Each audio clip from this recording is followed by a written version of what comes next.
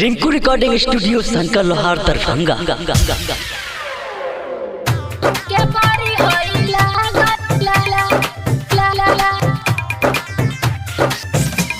DJ Nitish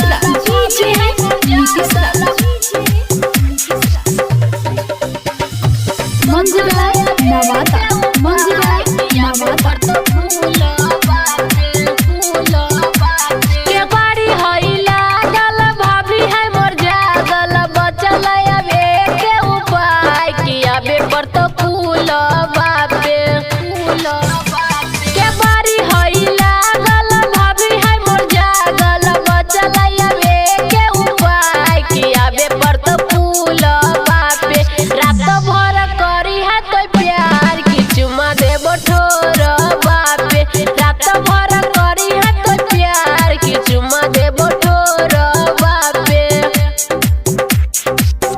हमर सोना तू ही हमर मोना तोहरे में बसे हो परान की आबहियो पुलावा पे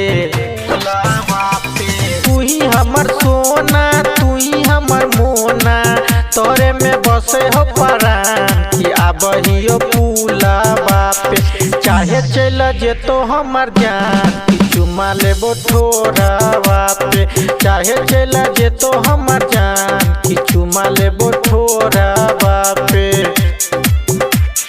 डीजे नीतीश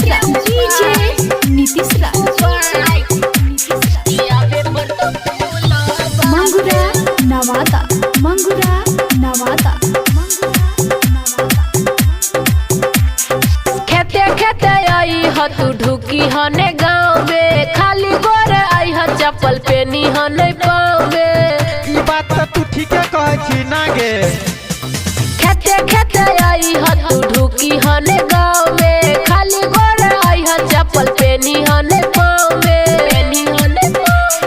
चालू तू रखी है मोबाइल हरदम गे डरी है ने जानू पकड़बै ने हम गे मिठी तोहर बोलिया मारल हमतिया डोले हो हमारो ईमान की आबहियो पुलावा पे चाहे चल जे तो हमर जान की चुमा लेबो ठोरावा पे। डीजे नीतीश मंगुरा नवादा तोरा बताइबो पलानी एगो सुपर ओढ़नी गिराइबो जानू चढ़ जाए ऊपर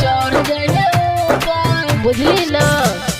तोरा बताइबो पलानी एगो सुपर ओढ़नी गिराइबो जानू चढ़ जाए ऊपर।